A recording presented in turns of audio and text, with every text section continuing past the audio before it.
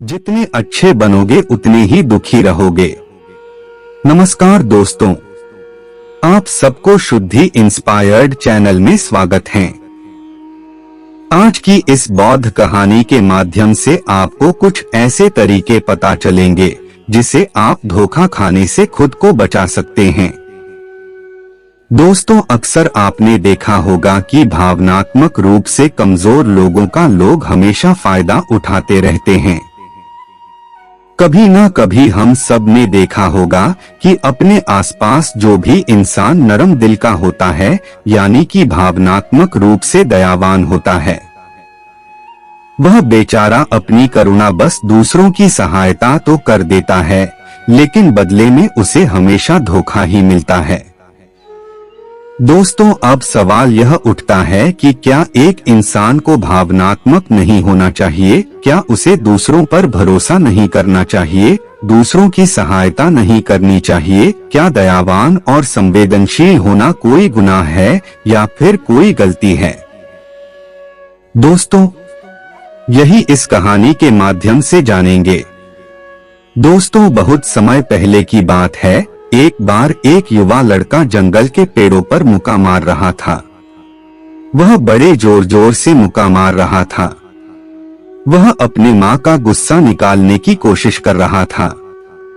शायद उसको किसी ने धोखा दिया था या फिर उसके साथ बहुत बुरा हुआ था, जिससे वह बहुत ज्यादा परेशान था। उसे कहीं भी शांति नहीं मिल रही थी। वह लगातार उसे पेड़ पर मुक्का मार रहा था, जिससे उसकी उंगलियां लहूलुहान हो चुकी थी। इस जंगल में एक शीतल पानी का झरना था। वहां पर एक बौद्ध भिक्षु रोज संध्या काल के समय स्नान करने आया करते थे। यह उनका रोज का नियम था। आज जब वह बौद्ध भिक्षु इस रास्ते से स्नान करने के लिए उस जंगल में आए तो उसने उस लड़के की हालत देखी। वह जोर जोर से चीख रहा था, रो रहा था और लगातार मुक्के मारे जा रहा था। उस लड़के के आसपास कोई मौजूद नहीं था। इससे उस भिक्षु को उस युवक की चिंता होने लगी। बौद्ध भिक्षु ने सोचा कि कहीं मैं इसे ऐसे ही छोड़ दूं और कहीं यह आत्महत्या कर ले तो। ऐसे विचार आने के बाद भी वह कुछ नहीं बोले और लगातार उस युवक की तरफ देखे जा रहे थे। भिक्षु एकदम चुपचाप खड़े हुए थे। उसने युवक से कुछ नहीं बोला, कुछ नहीं कहा, बस वह उसकी लगातार देखते रहे। कुछ देर तक तो उस युवक ने उस भिक्षु को नजरअंदाज किया, लेकिन कुछ देर बाद उसे अजीब सा लगने लगा। तब उसने सोचा कि ना तो यह मुझे रोक रहे हैं और ना ही कुछ कह रहे हैं। यह तो बस मुझे देखे जा रहे हैं। इसका क्या मतलब है? बड़ा अजीब आदमी है। ऐसे ही विचार उसे लड़के के मन में उठने लगे थे। जब कुछ देर बाद भी वह भिक्षु कुछ नहीं बोले तो लड़के ने अचानक से उनसे पूछा, मान्यवर, आप अपने रास्ते क्यों नहीं चले जाते? आपको क्या मतलब खड़े हुए मुझे देख क्यों रहे हैं? फिर भिक्षु ने बड़े शांत स्वर में कहा, बेटा, मैं तुम्हें रोक नहीं रहा हूँ, तुमसे कुछ कह नहीं रहा हूँ, तो मुझसे तुम्हें क्या परेशानी है? मेरे ही तरह यह पेड़ पौधे, यह पक्षी, यह सब तुम्हें तो देख ही रहे हैं। जब इसे तुम्हें कोई परेशानी नहीं है तो मुझसे तुम्हें क्यों परेशानी है? यह सुनकर लड़का और जोर से चिढ़कर बोला, मुझे सबसे परेशानी है, मैं सबसे नफरत करता हूँ। यहाँ पर सब धोखेबाज गद्दार होते हैं, कोई किसी का नहीं होता इस दुनिया में। और इस तरह से बोलते बोलते वह फूट फूट कर रोने लगा और रोए जा रहा था और बौद्ध भिक्षु उसे देखे जा रहे थे। वह उसे चुप कराने की कोशिश भी नहीं कर रहे थे। यह बात तो उस लड़के को और ज्यादा अजीब लगी।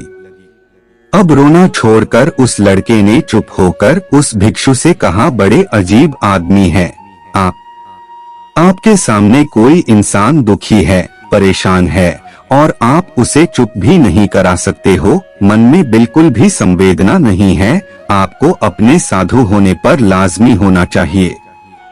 और ऐसे ही न जाने क्या क्या जली कटी बातें वह युवक उस भिक्षु को सुनाने लगा।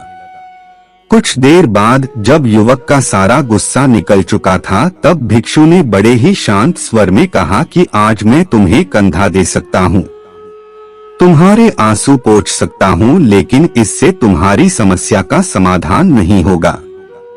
कुछ देर के लिए तुम्हारा मन बहल जाएगा, बस उसके बाद वही जिंदगी, वही लोग जो तुम्हें आज कंधा देने के लिए भी तुम्हारे पास नहीं है, फिर से तुम इस जिंदगी में लौट जाओगे। कोई तुम्हें धोखा देगा, कोई तुम्हारा फायदा उठाएगा और तुम अपने मन को ऐसे ही तकलीफ पहुंचाते रहोगे। तो आंसू पोछे की बजाय तुम्हें मुझसे कुछ ज्ञान की बातें लेनी चाहिए, जिससे तुम्हें जीवन में कोई भी धोखा ना दे सके, तुम्हारी अच्छाई का कोई भी फायदा ना उठा सके। बेटा याद रखना, आंसू पोंछने वाले तो तुम्हें बहुत मिल जाएंगे, लेकिन ज्ञान और सही समझ देने वाला कभी कभी कोई इंसान मिलता है। भिक्षु ने उसे बताया कि मैं पास ही के झरने में स्नान करने के लिए जा रहा हूँ, वहाँ शीतल पानी है। अगर तुम चाहो तो तुम भी मेरे साथ चल सकते हो। यहाँ पर अकेले परेशान होने से अच्छा है कि तुम झरने की शीतल पानी में स्नान करो, जिससे तुम्हारा दिमाग, मन, मस्तिष्क और तुम्हारा शरीर सब कुछ पवित्र हो जाएगा। यह सुनकर वह लड़का उस भिक्षु के पीछे पीछे चल दिया। जंगल के बीचों बीच रास्ता झरने की तरफ जाता था।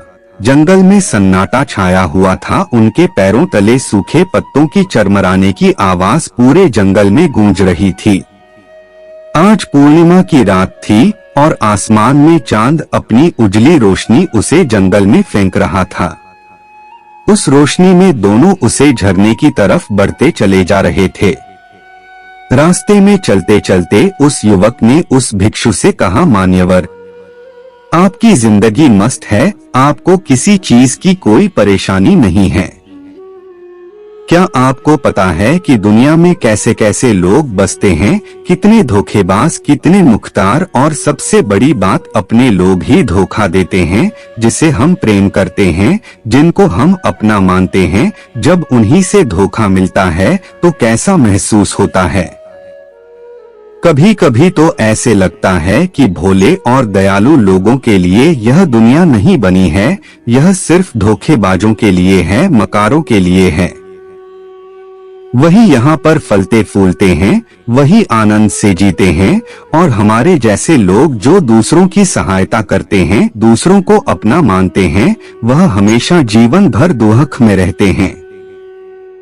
यही जीवन की सत्यता है और यही संसार है जिसमें हमें रोज घूट घूट कर मरना पड़ता है। आपने सही किया, ऐसी जिंदगी को त्याग दिया, पीछे छोड़ दिया। आप तो बस अपने में मस्त हैं, किसी से कोई परेशानी नहीं है, किसी की कोई चिंता नहीं है। मैं भी सोचता हूँ कि मैं भी संन्यास ले लूं, छोड़ दूं इस दुनिया को। यह सुनकर उस भिक्षु ने कहा, बेटा तुम्हें क्या लगता है, सन्यासी जीवन बहुत आसान होता है। भिक्षु ने बड़े शांत स्वर में कहा कि तुम्हें तो 2 वक्त की रोटी तो शांति से मिल जाती है, हमें तो कभी कभी वह भी नसीब नहीं होती हैं। अगर मिल जाए तो हम खा लेते हैं, वरना हमें तो भूखा ही सोना पड़ता है। यही सन्यासी जीवन है। हमें हमेशा नीचे सोना पड़ता है, सिर्फ एक लंगोट में रहना पड़ता है, चाहे कैसा भी मौसम क्यों ना हो। बेटा यह सब तुम्हें आसान लगता है तो तुम भी सन्यासी बन जाओ। फिर युवक ने कहा कि आप कहते तो ठीक ही है, संघर्ष तो दोनों तरफ है, सांसारिक जीवन में भी और सन्यासी जीवन में भी। वैसे सांसारिक जीवन भी अच्छा है, लेकिन तब तक जब तक घर परिवार में सुख शांति बनी रहे, धोखा ना मिले, हमारे लोग हमारा फायदा ना उठाए, हमसे झूठ ना बोले, हमें धोखा ना दे, तो जीवन जीने का आनंद होता है, वरना तो जीवन नर्क हो जाता है। फिर भिक्षु ने कहा, देखो सन्यास अपने मन से लिया जाता है। जब हमारा मन कहता है कि हमें सन्यास के मार्ग पर सफलता हासिल करनी है, आगे बढ़ाना है, तो ही सन्यासी जीवन सफल हो पाता है। लेकिन तुम अपने घर से परेशान होकर दूसरे लोगों से परेशान होकर सन्यासी बनना चाहते हो तो तुम्हारा सन्यासी जीवन भी कभी सफल नहीं होगा। इससे अच्छा तो तुम सांसारिक जीवन में अगर कुछ तरीके कुछ नियम अपनाओ तो दूसरे लोग तुम्हें धोखा नहीं दे पाएंगे। सबसे पहले तो यह समझो कि धोखा उन्हें ही मिलता है जो भावनात्मक रूप से कमजोर होते हैं, जिनके दिल जल्दी पिघल जाता है, जो दूसरों को दुख में नहीं देख पाते। ऐसे लोगों के साथ धोखे होने की संभावना ज्यादा होती है, क्योंकि कोई भी आदमी अपनी परेशानी बताकर अपने को दुख में बांध कर तुम्हारा फायदा उठा सकता है। क्या पता वह झूठ बोल रहा हो या वह दुखी होने का नाटक कर रहा हो, लेकिन आपको तो सच ही लगेगा और उसके बाद कुछ समय बाद आपको पता चलता है कि आपके साथ धोखा हो गया। उसके बाद आपका मन अंदर से टूट जाता है। इसीलिए सबसे पहले इस बात का ध्यान रखना कि किसी भी व्यक्ति को यह एहसास मत होने दो कि तुम भावनात्मक रूप से कमजोर हो, अंदर से तुम्हारा दिल नरम है। अगर उन्हें यह कमजोरी पता चल गई तो वह कोई ना कोई जाल रचकर आपका फायदा उठाने की जरूर कोशिश करेंगे। चाहे आप अंदर से संवेदनशील हो, दूसरों की मदद करने वाले हो, लेकिन किसी को एहसास मत होने दो, ऊपर से कठोर बने रहो। तब लोगों को लगेगा कि यह आदमी कठोर है, तब वह लोग जो झूठे हैं मक्कार है वह आपके पास आएंगे ही नहीं। हम सब एक गलती करते हैं कि हम बहुत जल्दी दूसरों पर विश्वास कर लेते हैं और हमारा जल्दी विश्वास करने की आदत ही हमें हानि पहुंचाती है। 2 दिन तुम्हें किसी से मिले हुए नहीं होते हैं और तुम एक दूसरे के हो जाते हो, एक दूसरे पर पूरा भरोसा करने लग जाते हो और यह भरोसा तीसरे दिन टूट भी जाता है और फिर तुम्हें धोखा मिलता है और फिर तुम परेशान होते हो। इसीलिए समय दो, किसी भी चीज को, किसी भी रिश्ते को आगे बढ़ाने के लिए समय की जरूरत होती है। समय के साथ तुम्हें सामने वाले इंसान की अच्छाई और बुराई पता चलती है। तब तुम्हें पूर्ण रूप से पता चलता है कि इंसान वास्तव में कैसा है, अच्छा है या बुरा है, और वह कुछ समय देने के बाद ही होता है।